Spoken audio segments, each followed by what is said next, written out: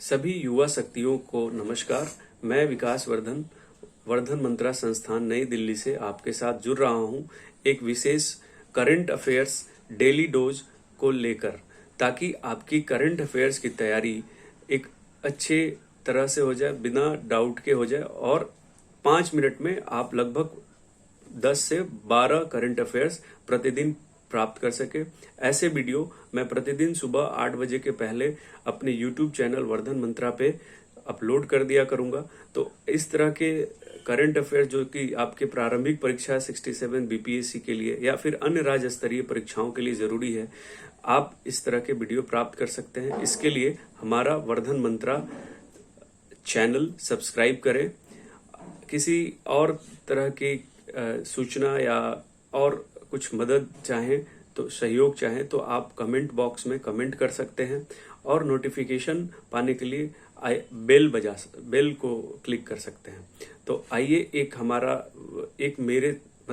एक सहयोग वर्धन मंत्रा परिवार के लिए, आप लोगों के लिए आज से ही शुरू कर रहे हैं 7 जून सोमवार से। और करंट अफेयर्स की इतनी आप इसकी significant, current affairs is very significant of any preparation for the civil services or other examination. So this is the very significant and very vital role for your examination. तो आइए आज से शुरू करते हैं। एक पहला स्टेप करंट अफेयर के लिए डालते हैं, क्योंकि एक गलती बच्चे ये करते हैं कि अंतिम एग्जाम के अंतिम 15 दिन 20 दिन सोचते हैं कि करंट अफेयर रट्टा लगा लेंगे और याद कर लेंगे करंट अफेयर्स। मेरी समझ में ये एक गलत रणनीति है, क्योंकि करंट अफेयर्स के रट्टे आप तो लगा लेते हैं, मेहनत भी कर लेते हैं 5-5 घंटा पर डे के हिसाब से 15 दिन 20 दिन, लेकिन जब आप एग्जामिनेशन हॉल में जाते हैं तो एक कंफ्यूजन होता है ऑप्शंस देख के कि कौन सा ऑप्शन ज्यादा सही है, उपयुक्त है, option A, option B, option C, option D, क्योंकि सब एक जैसे लगते हैं और दिमाग में हौच-पौच रहता है। तो कहा जाता है कि सफल स्टूडेंट वही होता है जो धीरे धीरे रोज रोज चलता है कछुए की चाल, लेकिन प्रतिदिन पढ़ता है। तो हम लोग प्रतिदिन 10 से 12 करंट अफेयर्स आपके साथ चर्चा करेंगे, मैं करूंगा। तो इसके लिए आप जरूर इस चैनल को सब्सक्राइब कीजिए। तो आइए सबसे पहला आज का करंट अफेयर्स डेली डोज देखते हैं। कि पहला है कि 2020 का सरस्वती सम्मान, इस बार 2020 का सरस्वती सम्मान पुरस्कार से एक क्वेश्चन रहता है। डॉक्टर शरण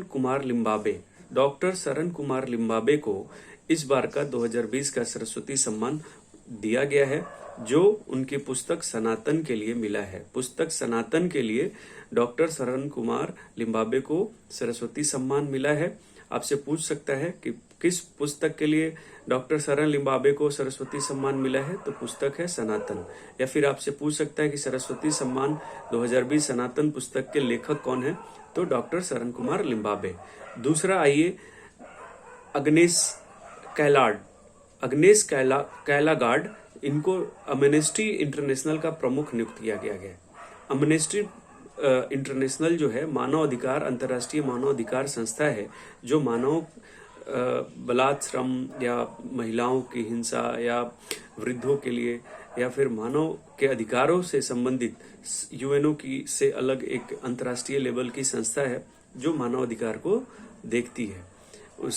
तो अग्नेस कैलागार्ड को नया एमनेस्टी इंटरनेशनल का प्रमुख नियुक्त किया गया है, चूंकि कमीशन के प्रारंभिक परीक्षा में किसी एक प्रमुख संस्था के महानिदेशक या अध्यक्ष का या फिर प्रमुख का क्वेश्चंस में पूछा जाता है।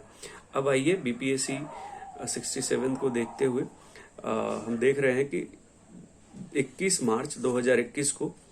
मार्च को स्थापना दिवस बिहार ने मनाया, और यह जो स्थापना दिवस था यह 109वां यानी कि 109वीं ये स्थापना दिवस मनाई गई।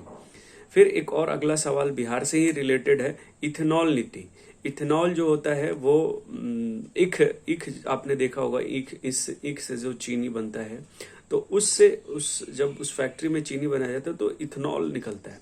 यही बिहार ने इथेनॉल नीति बनाई है, जिसके अंतर्गत पेट्रोल के अंदर 20% तक मिलावट मतलब मिलाया जाएगा, ताकि जो हमारी पेट्रोल पे आत्मनिर्भरता है या फिर पेट्रोलियम पदार्थों के आयात पर हमारा जो बहुत एक बहुत बड़ी राशि खर्च हो जाती है, उसको नियंत्रित करने का प्रयास किया गया है। तो बिहार पहला ऐसा देश का राज्य है जिसने इथेनॉल नीति बनाई है।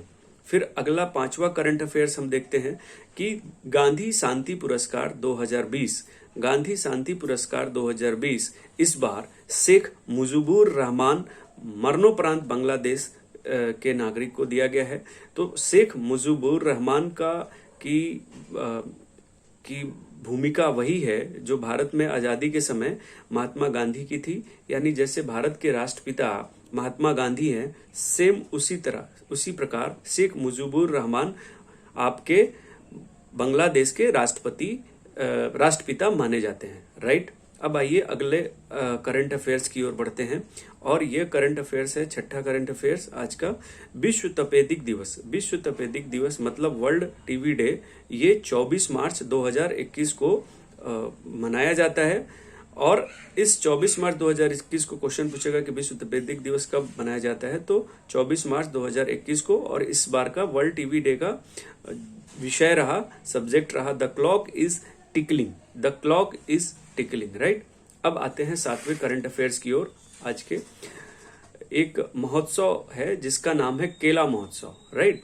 केला महोत्सव मतलब बनाना फेस्टिवल का आयोजन इस बार 25 मार्च 2021 को कुशीनगर जिला उत्तर प्रदेश में आयोजित किया गया। केला महोत्सव का आयोजन कहाँ किया गया, तो केला महोत्सव का आयोजन कुशीनगर उत्तर प्रदेश में किया गया। अगला हमारा 8वां करंट अफेयर है आज का, डेली डोज है कि कौन सा अरब देश का पहला ऐसा देश है जिसने मंगल मिशन यानी कि मंगल ग्रह पे अपने उपग्रह को, सैटेलाइट को भेजा है, तो वो उस देश का नाम है सऊदी अरब। सऊदी अरब मंगल मिशन लॉन्च करने वाला पहला अरब देश है, राइट।